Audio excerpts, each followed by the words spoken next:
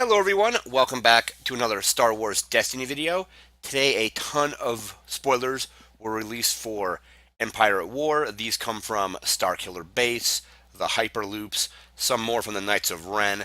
There's just a ton of spoilers. There'll be links in the description where you can check out all of the spoiler articles from these content creators. We're just going to jump into our first card. We're going to be going in card order, so numerical order on these cards. So first up, we have Bazine Natal, 8 health, 710, yellow villain. So another potential character that is now another 7 cost character for villains. 7 for normal, 10 for elite. Disrupt, discard, 2 shields for a resource, special, and blank. And special is deal 1 damage to a character or 3 damage instead if that character has no damage on it. So if they have a character that they're constantly healing, taking using something like field medic on or draw attention or anything like that, you can use this special to hit it for 3 damage. It's kind of like a mini thermal detonator. She's actually even holding, I believe, a thermal detonator in her hand in the card.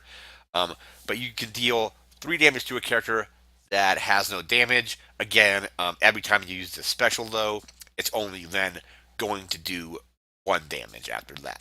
But it does have good sides, I think. So if you're playing a mill deck or a resource denial deck or a deck with Imperial Inspection, this is another card that has Disrupt, so you can bounce their upgrades with Imperial Inspection, discard, resource, shields. You have to pay the resource for the shields, though, and then 8 health on top of that. So might not be a bad idea to have maybe one of these in a deck. Maybe just build a deck up that has just one of these, and then maybe trigger a special a couple times, especially if you're playing against decks that have multiple characters and normally you're focusing on one character. This will allow you to damage the characters that you're really not targeting or aren't as big of targets as like the main one that you're going after. However, once you use that special though, it will have diminishing returns because you'll only be able to deal 1 damage to it after you've dealt 3, and the 3 can only be dealt if the character has no damage. So if it has any damage on it, you're only going to be able to do 1. So that is Bazine Natal from The Force Awakens, I believe. She's in the cantina on Maz's castle, I believe. We're going to move into our next card. And next up, we have the Relby Z10 Mortar Gun. 3 resources, yellow villain. 2 range damage, 2 range damage, plus 3 range damage, 2 disrupt, resource, and blank. So 3 damage sides, really cool. Action, spend 2 resources and remove this die showing range damage to deal that damage to each of an opponent's characters. So you do have to have the 2 resources to do this. So this is going to go really well probably in decks that are generating a lot of resources. Maybe have this on another character and have that character paired with Unkar, for example. But the 3 damage sides are good. So you have a 2, and a plus 3. Let's say you roll this out with a character. Let's say you roll a blank on your character and you roll the plus 3 on this. Let's say you have 2 resources left. You can spend those 2 resources to remove that plus 3 to deal that 3 damage to each of an opponent's characters, making it essentially like a thermal detonator. So 2 resources removes it. You're not resolving it, so you get to remove it and then hit that damage for whatever the value on the range side is. So you can hit everything for 2, or you can hit everything for 3. And then again has 2 disrupt, which is pretty good, and also has resources. 3 resource costs, a little bit high, but if you're playing it in a deck that has again insane resource generation like Unkar, you're always probably going to have enough resources to possibly play this as well as pay the 2 resources to trigger the ability to hit everything for 3. So that is the Relby Z10 Mortar Gun. Pretty cool card. We're going to move into our next card.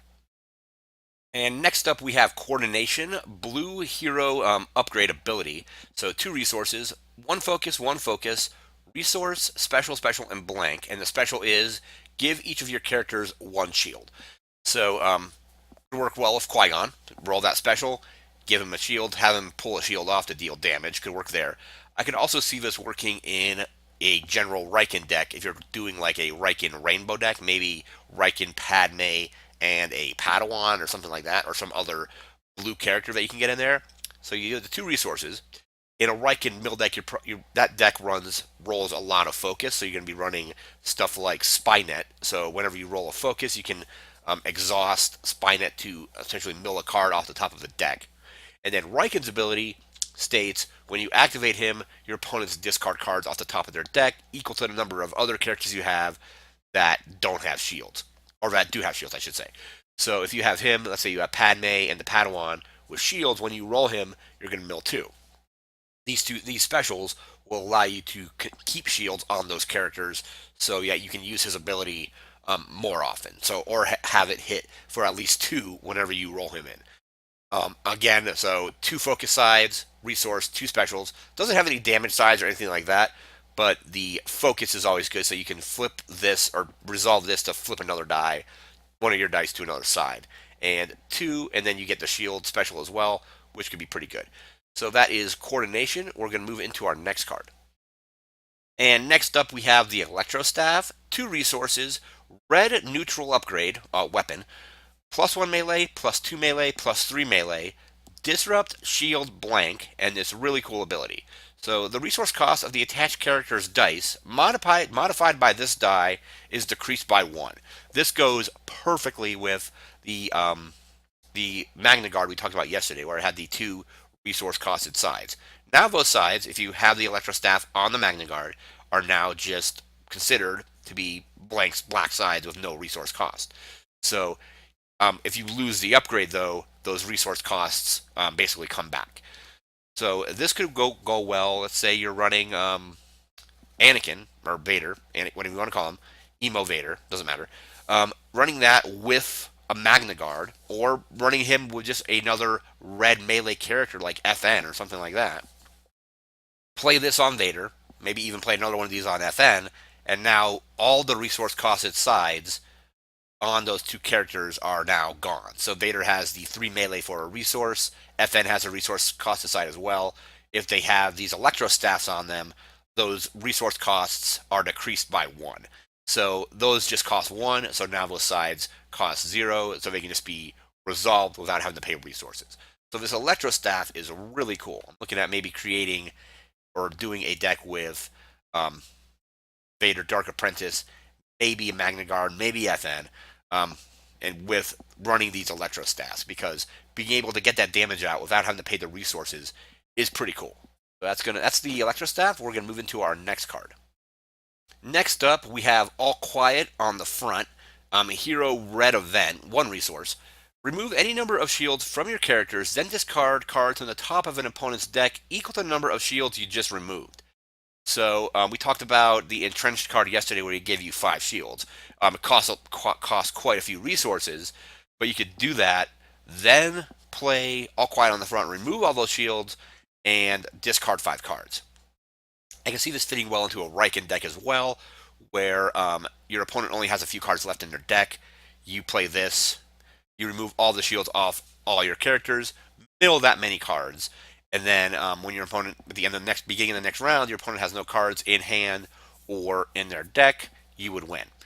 So it's kind of, I think, a little bit risky because you're also leaving your characters open to damage, but if you use it in the right situation, I can see people winning games with mill by using this card. So that is All Quiet on the front. We're going to move into our next card. Next up, we have Battle of Wills, 1 resource, neutral blue event. Each player activates one of their characters, starting with you. Then each player totals the value of the character dice they just rolled. And each player with the lowest combined value removes theirs. So let's see, each activates one of their characters. So, but like the way it's worded is, then each player totals the value of the character dice. So I'm assuming that only means, like if I'm doing, let's say it's Vader Obi-Wan, like in the art here. Let's say I'm playing as Vader. I roll out both my Vader dice. My opponent rolls out both his Obi-Wan dice. And then we total those up. Whatever one is the lower total gets removed. It doesn't say anything about the upgrade dice. So I don't know if the upgrade dice stay in the pool. If I have Vader with like a lightsaber, and let's say Obi-Wan has a lightsaber as well, do those lightsabers stay in the pool? Do they get removed with the character dice? Because it says activates one of their characters, and the act of activating a character is rolling all the dice, the character dice, and all the upgrade dice that are associated with it into their dice pools. So it looks like the way this is worded is then each player totals the value of their character dice they just rolled, and each player with the lowest combined value removes theirs. Theirs referring to character dice, I'm assuming. So I'm assuming if you roll, the way this sounds like it's to me is if they roll in a character with an upgrade, and they roll in a character with an upgrade, say they lose, they remove their character dice, but I guess the upgrade dice can potentially stay in the pool. I think this is going to get probably like a rules clarification once we get after the release, and it'll probably be in the FAQ. But that's the way I'm interpreting it anyway. So that is Battle of Wills. We're going to move into our next card. And next up, we have Partnership, 0 resources, neutral gray event. Activate one of your characters and one of your supports. Then you may spend one resource to take an additional action. So pay, let's say you roll a character out, roll out a droid with it, pay a resource, or a droid just because this is Chopper here. And then maybe take another action, resolve both those dice. Let's say you rolled melee damage on Chopper and melee damage on someone else. You can then resolve melee damage. Play another event or something like that. I can see this being potentially really dangerous in a Poe-Maz deck. A Poe-Maz deck that's running something like C-3PO.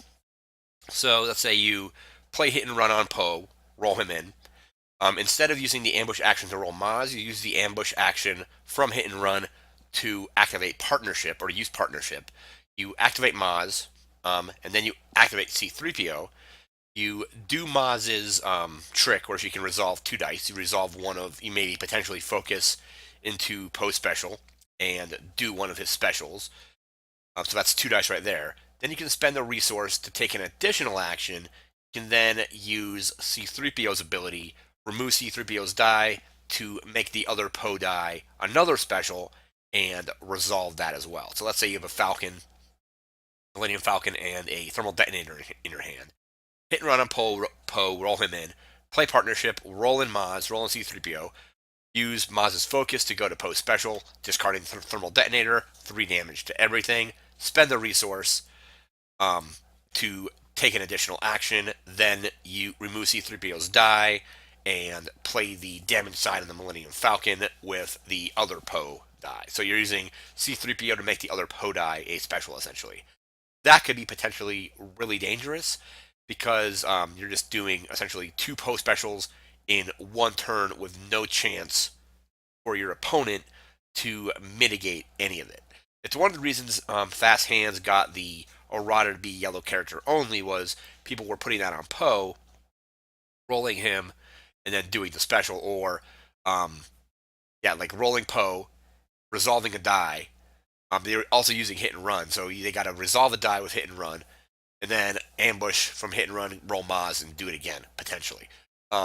This makes it so they can basically take all 1 round of actions all in one turn essentially.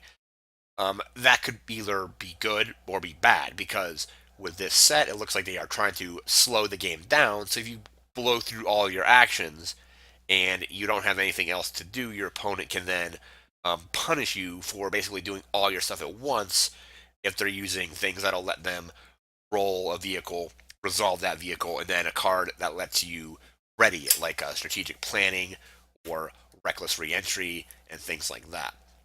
But I can see partnership going into Poe-Maz decks and just being absolutely devastating in those kind of decks.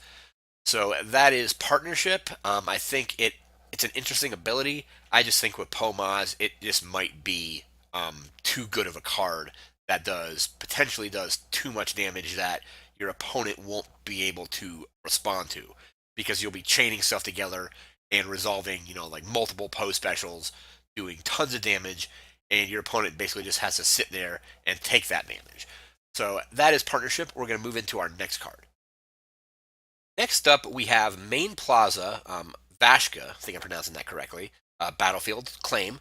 Move 1 damage from a character to this battlefield, or move all damage from this battlefield to a character. This ignores shields. This is interesting. So let's say I claim it. I have a damage on a character. I can put that damage on that card. Then that's the end of the round, at least for me. My opponent then gets to go, finishes their turn, and then you can looks like you can basically just continually claim it, move damage to it. However, the more damage you put on there, the bigger target it's going to be to getting claimed. So your opponent might be like, okay, there's 3 damage on here. I only need 3 damage to win. I'm just going to claim the battlefield. I'm not going to roll characters, not going to play any abilities or anything like that or events. Just going to claim the battlefield and move all the shield or the damage from this card to your character that only has 3 health left and potentially win the game. This is a really interesting battlefield. It's gonna be interesting to see how this battlefield functions once it's introduced into like the actual like entire game of all 3 sets: Awakening, Spirit Rebellion, and Empire at War. I do like the fact that you can essentially heal with it, so you basically move a damage off of it from one of your characters to that battlefield, and then it kind of becomes like a backup muscle at that point, where you don't have to exhaust it each time they move a damage. You're just like, all right, I'm going to move 2 damage off of this battlefield onto your character. This could be really cool. I'm not exactly sure like how it'll actually play, if it'll be a battlefield people are going to use, or if this is your battlefield and you win the roll off, choose not to use your battlefield, but then you use something like Ascension Gun, so that only you are able to actually trigger the effect. So move damage off of it with Ascension Gun Special. Just make sure that you have to roll the Ascension Gun Special or somehow cutting into it or something like that. Get a bunch of damage on it and use the special again, moving all that damage off. I think this would be a perfect battlefield for Ascension Gun, unless your opponent is also running Ascension Gun. But he makes it so if they're not running Ascension Gun, they can't use it. They can't take damage off of their characters and heal, and then they're not going to be able to move damage from it to a character. So I can see this being like a battlefield that if you win the roll, you don't take it. Or if your opponent really needs their battlefield, they might not take it either. And then if you have Ascension Gun, only you can use it.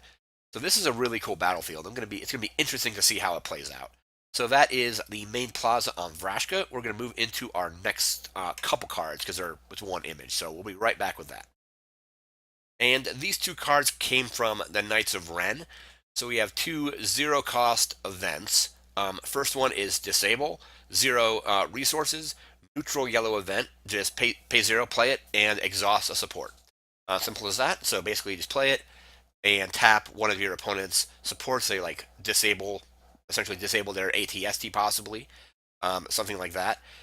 This could, if a vehicle and support heavy meta does come out of Empire at War, I can see people running a couple of these just to prevent some of the damage from some of these bigger vehicles like the Millennium Falcon, the ATST, and so on. Your opponents are probably, if they're running a vehicle deck though specifically, they're probably going to be running cards and events that'll let them ready vehicles, or they'll be running characters that'll let them ready a vehicle. So disable becomes not quite as useful if they're not running those cards, but still being able to potentially cause one activation of a large vehicle from happening could still be good. So they might still have a strategic planning. So let's say you disable their support, they can't roll it. They now have to use something like strategic planning to ready it and then roll it. But there are definitely a lot of things that'll let you get multiple activations out of supports. So your opponent may still get one activation out of a support in that round if you are to disable it. So you can disable it, and then they may still play something that lets them ready it again. So after that, we have Ren, which is a gray event, neutral, 0 cost. Discard a support or upgrade that costs 0 from play. This could be potentially huge against Force Speed. So you play Ren, and you discard Force Speed. Force Speed costs 0. Play this, gets rid of Force Speed. This could be potentially huge against like Raid X or Emo Kids, where they're running Force Speeds to get multiple actions and things like that. I like that it costs 0. You just play it, get rid of it, or get rid of the support as well. So I think a lot of people are going to be trying to use this to probably disable Force Speed, or at least discard their opponent's Force Speed. So that is Disable and Rend. And I think we have one more card we're going to take a look at. It's kind of like partially covered, but we're just going to take a look at that card really quick. We'll be right back with that. This card was just revealed on Reddit for Lando Galactic Entrepreneur. 11 health, 13, 16 for his cost, 1 range damage, 1 focus, 2 discard for a resource, 3 resources for 1 resource and a blank, and the ability start the game with 1 additional resource. So you start the game with 3. It's pretty good. His dice though are kind of I wish he had 1 more damage side. So and especially if it's only 1 range damage. I mean, he you know, was a general in Return of the Jedi, used weapons in The Empire Strikes Back when they were escaping Cloud City. I would think he would have potentially 1 more damage side. Um, Other than that, I do like starting the game with 3 resources. I think he's a little high costed at 13, 16 though. There's not a whole lot of people that can pair with him at that. Um, I was thinking he would be maybe like 11, 14 maybe would be a little bit of a better cost for him. Kind of want him to be able to pair with at least a regular Han, or have Han be able to pair with him. His dice are kind of all over the place though, but I guess the resource costed resource side and the discard side show that he kind of is a gambler and has, he lost the Millennium Falcon to Han in a game of Sabacc. So paying a 1 resource to get 3 is kind of like his gambler personality as well. I kind of wish one of these sides wasn't resource costed though. Maybe the discard, maybe it would just be 1 range, focus, 2 discard, or a single discard maybe, and get rid of the resource cost. The resource, and then I'm fine with the 3 resources for 1, because again, that's like the gambler aspect. The health is good at 11. I just think he's a little bit high costed at 13, 16, and I wish he had 1 more damage side. So maybe a 1 range and a 2 range, or another 1 range, or maybe even like a +2 or something like that. We're just gonna have to wait and see how he plays. Being able to start the game with 3 resources though is pretty good. Or if you had an ability that, like, I think the ability may have been better is maybe when you activate this character, um, first time each round, get a resource, instead of it just being a one-time ability. So you start the game, you get that extra resource, but then the rest of the game, each turn, you're still just going to get 2. He does have ways to make additional resources though, because he does have the 2 resource sides. One of them being resource costed though. But I think an ability would have been when you activate this character first time each round, you gain 1 resource. That would have been, I think, a little bit better than just starting the game with 1. But with 3 is pretty good because you can basically start the game and drop one of like a lightsaber right away, drop a rocket launcher right away, that kind of thing. So we're just gonna wait and see how he plays out.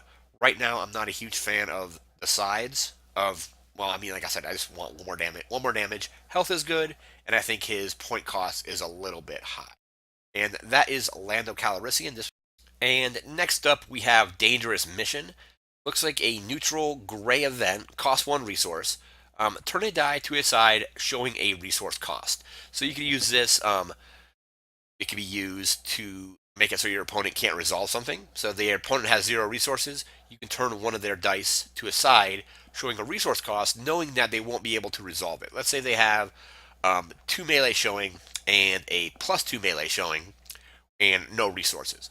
You play Dangerous Mission, flip the normal melee damage to a side showing a resource cost, making it so they won't be able to resolve it until they get a resource. Or you can use it in your own deck. Let's say you rolled a rocket launcher, rolled blank. You can pay a resource, flip it to a side showing a resource cost. And then if you have something like Imperial War Machine in your hand, you can then resolve that die without paying that resource cost. So Dangerous Mission, 1 resource, turn a die to a side showing a resource cost. Could be pretty good, depending on, I can see it being used both offensively and defensively. And that's going to do it for today's spoilers. There'll be links in the description below where you can check out all the spoilers from the Hyperloops, Knights of Ren, Starkiller Base. Definitely go check them out. They got some cool videos, and they're always creating really cool content, all of them. And that's going to do it for this video. Remember to like, comment, share, and subscribe, and we'll see you next time. Take care.